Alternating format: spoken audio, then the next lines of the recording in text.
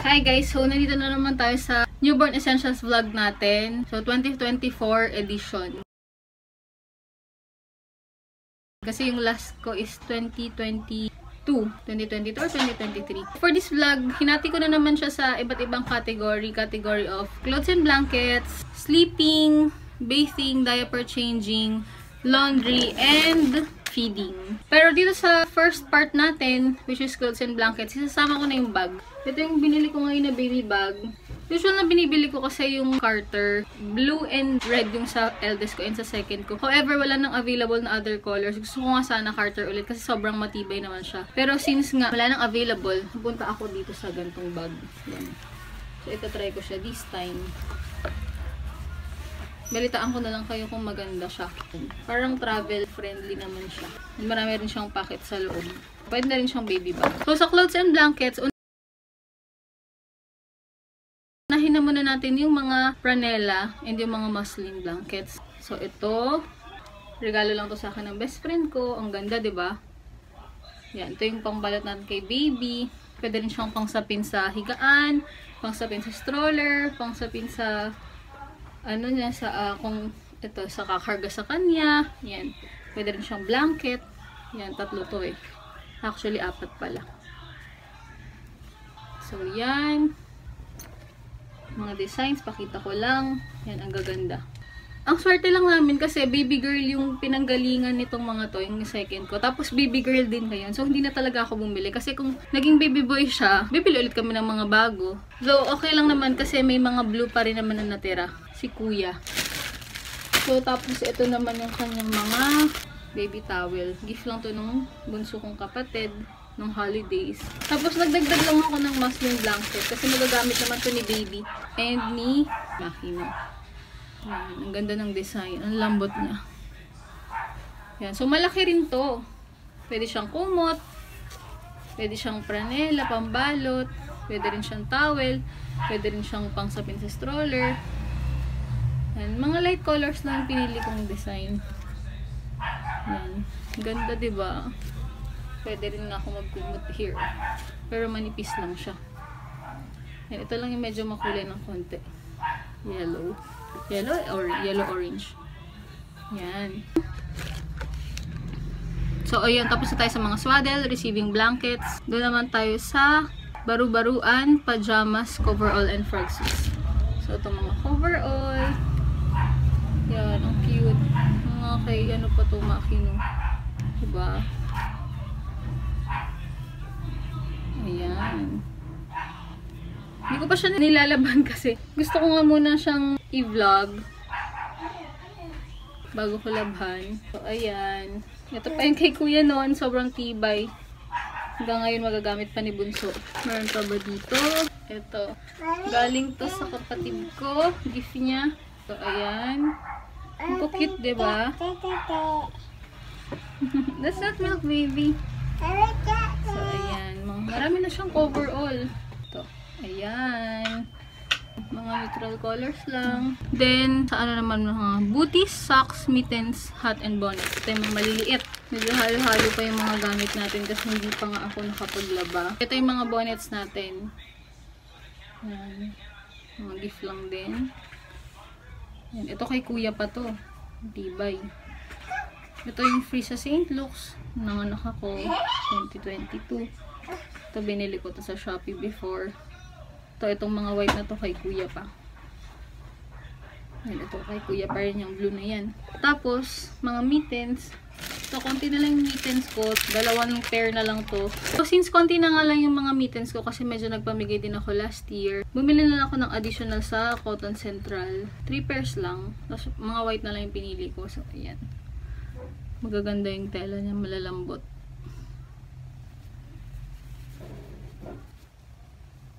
Yan. 3 sila. Tapos, ito mga kay kuya pa.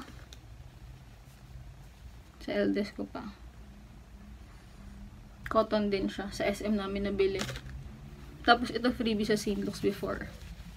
Nung nanganak ako sa second ko. St. Patrick siya. Then, sa mga socks, medyo may socks pa akong stocks. Kaya hindi na ako nagdagdag ng additional. Hindi na ako bumili. Ito, mga gift yan before. In-loss ko. Yan.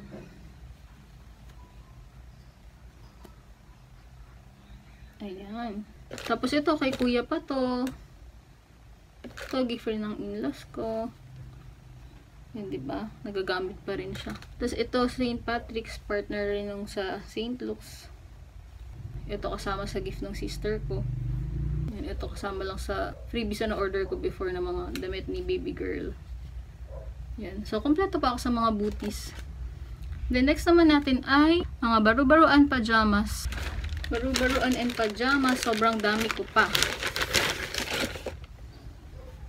Medyo may yellow stain na nga lang siya, pero alam ko naman na kung paano siya sterilize, diba? Meron din akong vlog about that sa TikTok. Pero parang sa YouTube, wala akong vlog. Mga pajama.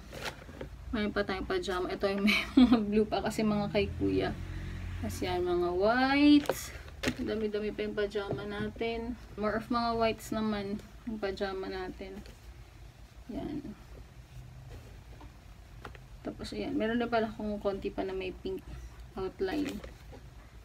Yan. Maganda kasi yung white kasi makikita nyo agad kung may hayop, kung may langgam, kung may mga insects na papalibot kay baby, diba?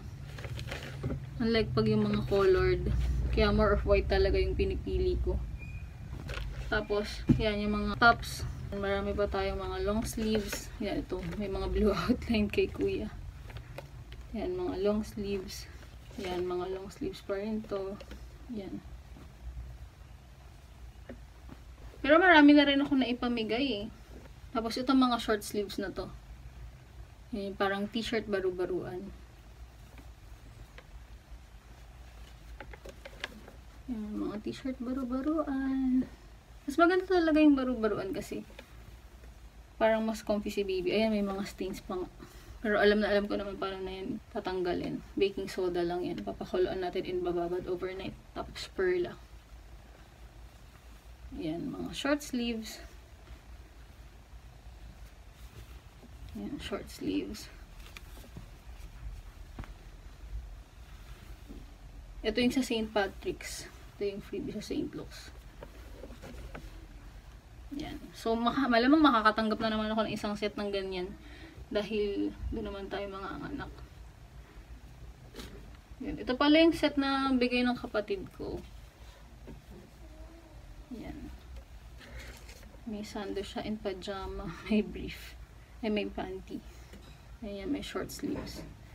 Cute. Mga ganyang colors talaga yung uso ngayon eh. Tapos may konti lang akong natira na pasando. Ito yung mga kay kuya to eh. Yan, mga pasando na baru-baruan. 1, 2, 3, 4. Yan. So, kung titignan, parang madami, diba? Pero, konti lang yan kasi palit naman ng palit kay baby eh. Dahil pagka nastinan, nagwiwi, nabasa, or pag nagpoop, yan, papalitan na naman natin. Siguro, itong mga to, good for 3 to 4 days. Bago siya malabhan. Next, and last natin sa Newborn Essentials, Clothes and Blankets Edition ay ang mga bib and burping towels. Ito yung mga noon ko pa rin. Yan, di nakabumili. Ito kay kuya pa rin. Yan, mga bibs natin. Meron din ako ng silicone na bib. Hindi ko na naipakita. Kasi sa, sa kitchen namin. Yung kapag kumakain na talaga siya. Yan. Tapos, mga burping towel. Yan. Yung mga napamigay na rin ako eh. Ito na lang yung natira. Ito, gift lang dito sa baby shower ko. Sa kay kuya. Tapos, yun nga. Konti lang yung burping towel ko. Kasi yung mga lampin naman natin is pwede siyang burping towel din. So, 2 dozens na pala yung binili ko na lampin. Kasi nga sobrang, alam ko naman na gamit siya. Ayan. Ang soft niya. Ayan o. Sobrang cotton yung tela niya. Yan. So, 2 dozens na siya kasi sobrang sa lahat ng aspect ng pag-aalaga kay baby. Magagamit siya sa diaper changing, as diaper. Magagamit siyang pangsapin, pamunas. Pag lumaki na, pamunas ng pawis sa likod. Pwede rin siyang burping towel. Pwedeng pangsapin sa dibdib ng kakarga. Para kung hindi ka masyadong malinis, diba? Yung matatouch sa skinny baby ay yung lampin. Siyempre, meron tayong virgin coconut oil. Ito, after bath care, yung mosquito cologne.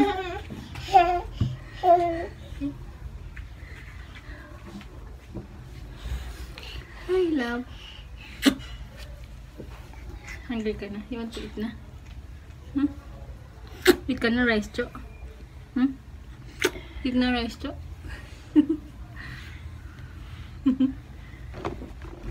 Pink. Yeah, purple.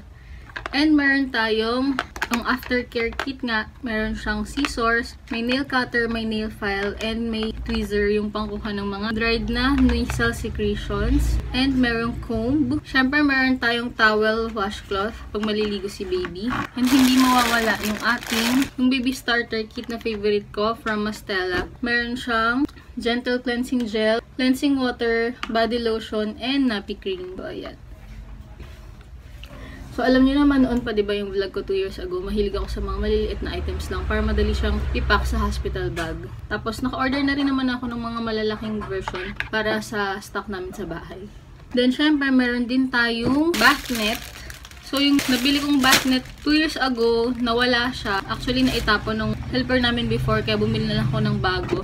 Then, meron tayong basin and dipper. Ito yung na last 2 years ko pa rin. Gagamit pa rin siya. And yung ating bagong bathtub. Maganda dito, foldable siya. Tapos, meron siyang yan, may paa siya. Yan, tapos, kapag gagamitin mo siya, yan, igaganyan mo lang. Pupush mo lang siya. Yan.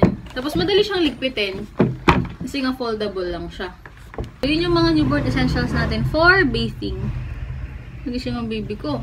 Dito pa rin tayo sa newborn essentials. Diaper changing category naman. Ito, bumili ako ng mga bagong lampins. Security lampins. Yan, ito yung golf type. Diba sabi ko naman sa inyo, maraming gamit yung lampin. Pwede siyang pangsapin sa likod, pwede siya as cloth diaper, pwede siyang insert sa cloth diaper. Yung mga nabibiling mga easy snap na cloth diaper. Tapos pwede siyang pamunas ni baby sa muka. Pwede rin siyang pangsapin sa katawan ng mommy or ng daddy o kung sino humahawak kay baby para hindi directly nakatouch sa skin ni baby ng ating mga damit. So, sobrang useful ng lampin. Kasama siya sa cloth diaper changing category ko. Marami na yung kasama dun sa nabili kong lampin. So, ayan nga. Parang 1 dozen to. Yan, Purity brand. Tapos, iba-iba yung color niya. Yung mga lining, may yellow, may green. Kita ba? May pink. Yan. Tapos, meron tayong dapat na disposable diaper. Ito kasi yung gagamitin ko sa hospital. So, usually sa hospital lang naman ako nag-disposable diaper. Pagdating sa bahay ay nakalampin na tayo. Meron pa rin syempre cotton balls from Movie na favorite ko. Yan, mga cotton balls. And merong cotton pads. Yan, kasi ito yung pangtuyo natin after natin mag-clean or mag-wash kay baby. Then, syempre, meron tayong mga lampin clips. Ayan, cloth diaper clips. 70% isopropyl alcohol without moisturizer. So, ang binibili ko naman ng brand ito, Green Cross. So, pang-refill ko lang yung sa maliit. Then, syempre, hindi mawawala ang ating Mastella na nappy cream.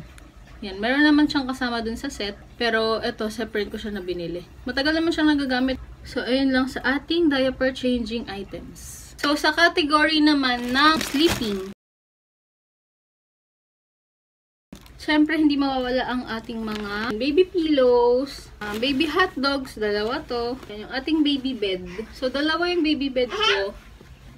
Yung isa nandun sa tabihan. Napakita ko na last vlog ko 2 years ago. Then, yung mga baby bed sheets, mga naka-cover naman na dito, saka yung mga pamalit. Hindi mawawala ang ating mosquito shield pa rin. Yan, kasi kagatin ng mga mosquitoes ang baby ko. Mana sa daddy. Then, yung ating mosquito net. Binili ko lang ulit to kasi nasira na yung binili ko before. Yan, madali lang naman siyang i-assemble. Hilahin mo lang siya eh.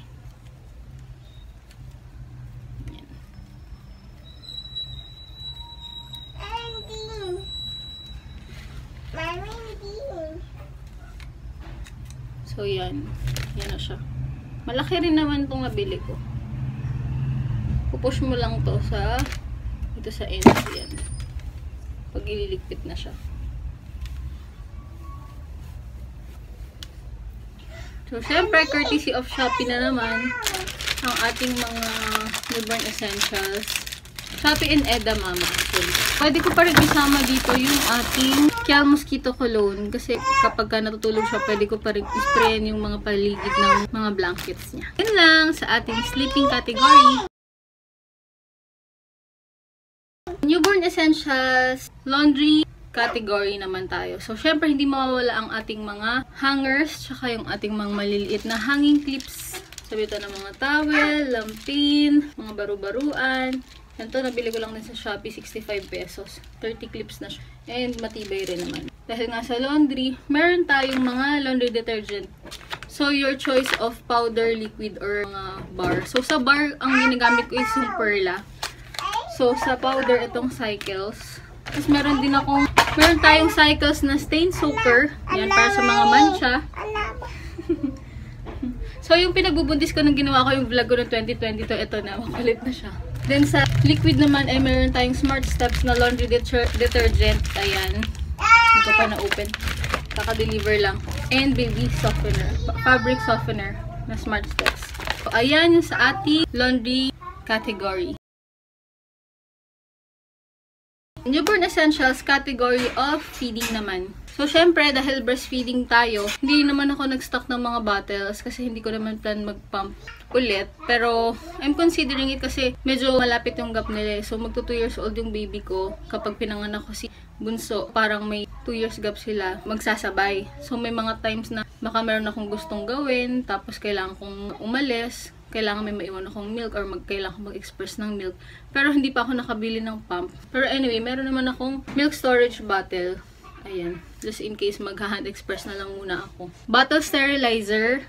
Pakita ko na lang later yung bottle sterilizer. Meron tayong bottle cleanser and brush. Brand ko is Cradle. Ayan. Natural bottle and nipple cleanser. And syempre, meron tayong breastfeeding pillow. Ayan. Nalinis na namin to. And ibinalot ko na siya kasi dati din ako sa hospital. So, yan. White din yung ano niya, yung cover. Yung sterilizer, ito siya. So, ito lang yung sterilizer ko, yung Farlene. Gamit ko na to 7 years ago pa, dun sa eldest ko. Gift lang to ng mother-in-law ko. Tapos may mga bottles pa rin dito. Lilinisin na lang ulit namin. Mga bottles. So, ordinary sterilizer lang to. Hindi na ako bumili ng yung mga high-end na may drying effect, ganyan. Kung gusto niyo bumili, okay lang din naman. Pero sa amin kasi hindi naman siya naging necessary. Okay na sa akin to. Tapos, meron akong drying rack na portable. Ayan, pag inopen ko siya, ayan, ganito yung loob niya. Ayan. Tapos, itatayo mo lang yung mga ano nito. Ayan, ganyan. Pagka after mo mag-sterilize, pagkatanggal mo sa sterilizer, pwede mo nang patayin yung mga bottles. Yan, kaya hindi na ako nung may drying effect. Kasi okay naman to. Tapos portable pa siya. Yan, nabili ko lang din siya sa Shopee. So, yun yung ating mga newborn essentials category ng feeding. Kung may oras pa ako and kaya pang maisingit sa mga agenda ko this week, tatry ko naman mag-vlog nung what's in my baby's hospital bag and what's in my hospital bag. Medyo gahol na tayo sa oras kasi mag-june ako in 1 to 2 weeks tapos hindi pa namin naayos to yung bag ni baby kasi nga gusto ko muna siyang i-vlog bago siya i-sterilize and i-pack. So, yun lang guys. Thank you so much sa lahat na hindi pa nakasubscribe sa channel ko. Kung nakatulong sa inyo itong video na to, please don't forget to hit the like button and kung may questions kayo, don't hesitate to comment down below. And sa mga hindi pa nakasubscribe, please don't forget to subscribe. Thank you!